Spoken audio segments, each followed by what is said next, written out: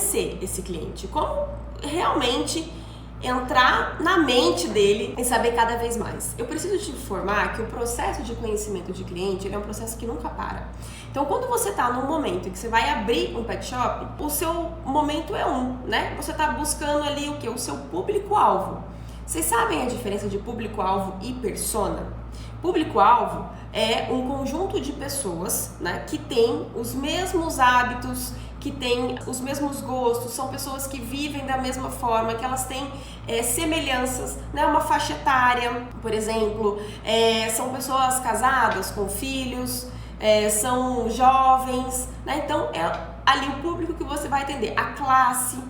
Se é um público que ganha a renda salarial, até me perguntaram numa live, como é que eu sei as classes? Se vocês pesquisarem no Google, classes sociais, conforme a renda e tal, vocês vão achar uma tabelinha fácil, até tantos salários mínimos, classe A, de tanto a tanto, classe B, tá? Vocês vão achar lá certinho e vocês vão conseguir achar, por exemplo, a renda do ponto que vocês vão abrir, a localização conforme que vocês vão abrir, né? Qual que é a classe que predomina ali. Então tudo isso você vai já trazendo para o público que você vai atender.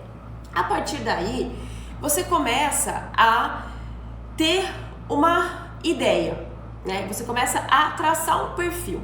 Quando a gente vai para a persona, é algo mais aprofundado. Então vamos imaginar que o público está aqui, né? Você está conhecendo, você está sobrevoando o público que você vai atender. Quando você conhece, quando você vai montar a sua persona, você está mergulhando, você está aprofundando um pouco mais. Nessa persona, você pode inclusive dar um nome, né? É a sua buyer persona. O que é? Do inglês, né? Buyer persona, o comprador. Quem que é seu comprador? Quem que compra de você? Quem é aquele cliente que você fala, por favor, Deus, multiplica, eu quero só cliente assim, cliente maravilhoso, que chega aqui, né? Que faz de tudo pelo cachorro, que se preocupa, que faz consulta, que faz vacina, que dá banho com frequência, que tá sempre cuidando, que adora novidade, que compra tudo da minha loja. Multiplica, Senhor. Então vamos lá, que tal a gente conseguir atingir exatamente esse cliente? Não seria maravilhoso de atender só esses clientes, atrair só esse tipo de cliente? Pois é, quando você começa a montar a sua buyer persona, você começa a entender, como já diria no Globo Repórter, né? Quem são, né? O que vive, o que come, onde eles estão, né? É isso, exatamente isso. Vamos começar a entender mais ainda desses nossos clientes. E aí você começa a pensar exatamente o estilo de vida dele, como que é a rotina dele. Você pode inclusive dar um nome, você pode inclusive pensar ele como uma pessoa, você vai construir uma pessoa. Então, a Joana, tantos anos, Joana é casada, Joana tem 2 filhos pequenos, Joana trabalha fora, ela sai para a escola, ela sai para levar os filhos, depois ela vai pro trabalho, tem uma rotina acelerada, mas os cachorros na vida dela são tudo para ela, então ela realmente faz tudo que pode para eles. Ela prefere dar uma alimentação natural, ou ela sim dá uma ração, mas ela prefere tentar equilibrar com petiscos de forma mais natural. Os cachorros da Joana, eles dormem dentro de casa, né? Eles não ficam para fora, muitas vezes dormem no quarto com ela. Enfim, você vai desenhando quem é a sua buyer persona. E a partir desse momento, você vai olhar um fornecedor, você já vai saber se a Joana vai comprar ou não. Hoje em dia, e é por isso que eu falo que é um processo que nunca para. Você nunca deve parar de conhecer seu cliente. É o tempo todo analisando, pensando, até porque o mercado não para, até porque o mercado está sempre trazendo novidades, né? Se você for pensar 3 anos atrás, 3, 4 anos atrás, alimentação natural, petiscos naturais, isso ainda era tudo muito novo, era tudo muito de difícil acesso. Hoje em dia já não. Então, conforme tudo vai evoluindo, o seu cliente, a sua buyer persona, ela também vai evoluindo. Por isso que é um processo de você nunca parar de conhecer seu cliente. Hoje em dia, eu pego um fornecedor novo, por exemplo. Eu dou umas 3 folheadas, eu já sei se aquele estilo vai casar com o meu cliente ou não. Se aquele estilo vai fazer sentido ou não. Eu olho e falo, isso aqui não adianta. Não é a cara dos meus clientes, eles não compram. Isso aqui, nossa, isso aqui é sucesso. Eu olho, eu já sei, falei, isso aqui vai ser sucesso. Já pode me mandar 10 ou 15, porque eu sei que vai vender muito. Já pode me mandar uma quantidade grande.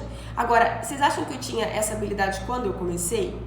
Lógico que não, por sinal eu errei muito, joguei 1 zilhão de dinheiro fora, entendeu? Milhares e milhares de reais jogado no lixo, porque eu realmente não sabia e nem tinha essa consciência. Só que ao mesmo tempo, conforme você vai conhecendo, entendendo o seu público, entendendo o mercado, o que o seu cliente de fato está buscando, você vai refinando o seu olhar. Ponto fundamental. Como que você vai fazer isso? Eu gosto de fazer de 2 maneiras. Você pode fazer pesquisa, Google Forms, você vai entrar no Google Forms, formulário, fazer algumas perguntinhas. Só que vamos lá, fazer perguntas, gente, é uma habilidade, tá? Não é tão fácil assim não fazer perguntas, você tem que fazer a pergunta certa. E principalmente, pensar o seguinte, o que eu vou fazer com essa resposta? Por que eu quero saber isso da pessoa? Tem que ter um porquê. Né? Senão você fica só um monte de pergunta, legal, e você não sabe fazer nada com aquilo, né? Então perguntar algo que seja suficientemente relevante para que te traga um resultado para você conseguir conhecer o seu cliente. Então, coisas que você pode perguntar, por exemplo. Ponto fundamental, tem uma pesquisa muito forte em que essa pesquisa trouxe que os cachorros que dormem na cama com o cliente, né, que dorme na cama, são pessoas que provavelmente tratam os animais como filhos, que eles têm essa relação muito forte, então são pessoas que têm um cuidado maior, né? Até porque pensa o seguinte, se dorme na cama, provavelmente é um cachorro que toma banho toda semana. Né? Se dorme no quarto, é um cachorro que está sempre mantendo a higiene em dia, vacina em dia, que tem essa preocupação, porque já que vai dormir no quarto, muitas vezes a pessoa, né, se preocupa, quer ter uma decoração bonitinha no quarto, então ela também vai se preocupar em ter uma cama que seja confortável, mas que também orne ali com a decoração do quarto, então tem toda essa questão. Ponto fundamental, começa a perguntar onde o seu cachorro dorme. Se você perceber que a maioria dos seus clientes, o cachorro dorme dentro de casa, dorme na cama, dorme, né, não é na varanda, por exemplo, não é na lavanderia, não é no quintal, ou assim, é dentro de casa, você já começa a entender muito melhor essa relação dele. E você começa a trazer soluções, você começa a oferecer soluções para essas possíveis necessidades dele. Então, por exemplo, lenço umedecido, banho a seco, porque às vezes, por mais que ele tome banho toda semana, mas deu 2, 3 dias do banho ele já tá sujinho. Durante o dia ele corre no jardim, mas à noite é na cama que ele dorme, então para limpar as patinhas.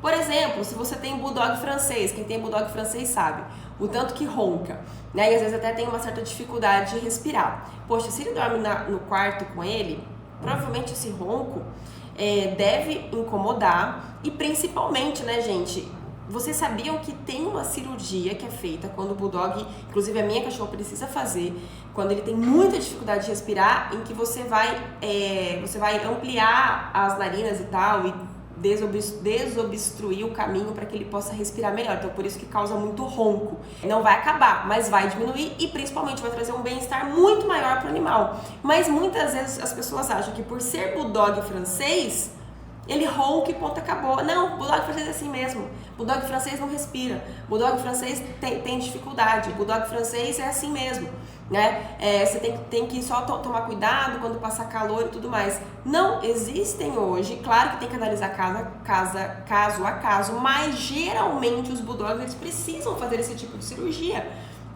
porque vai trazer um conforto muito maior, vai trazer um bem-estar muito maior. E aí com isso você consegue analisar, pensa, fala, poxa, provavelmente esse bulldog tá ali, o cliente deve perceber o tanto que incomoda, o tanto que é sofrido pro bulldog, porque ele vive junto, dorme colado. Então, poxa, talvez ele não saiba disso. Eu vou trazer essa solução para ele, eu vou trazer essa informação para ele, né? Se o cachorro dorme na cama, tá ali, lambe o dono o tempo todo, limpeza de tártaro. Pensa só, muita gente acha que cachorro não escova dente. Gente, eu fiz uma live no Instagram do Lorde na semana passada, a galera não sabia que existia vacina da gripe. Eu fiquei em choque, porque eu achei que tipo, fosse uma coisa normal, assim, que todo mundo saberia que existe vacina da gripe. É o nosso papel. Se você tem pet shop com veterinário e tudo mais, chegar neste momento do ano, nessa época do ano, informar que existe a vacina, informar que ele pode estar mais protegido. E eu trouxe essa informação do tipo, além da vacina, sabe assim? Foi uma informação que eu falei, todo mundo vai saber. E aí a galera começou a perguntar, tem vacina da gripe? Tem vacina da gripe? Tem vacina da gripe? Eu falei, gente, tem! Pet shop que vocês levam o cachorro de vocês, nunca ninguém falou? Então, uma coisa é fundamental, não subestimem o seu cliente. Muitas vezes, informações nunca foram passadas para ele. Nunca ninguém questionou, nunca ninguém falou, e você tá achando que o cliente sabe, e ele tá achando que não tem solução, né? Justamente porque a gente subestima. Acha que, ou às vezes é uma coisa, mas isso aqui é básico, ó, porque ele sabe disso. Muitas vezes não. Então, a gente sempre tem que pecar pelo excesso de informação, tá, gente? Sigam o meu conselho. Se for para errar, erre pelo excesso de informação, tá? Isso é fundamental.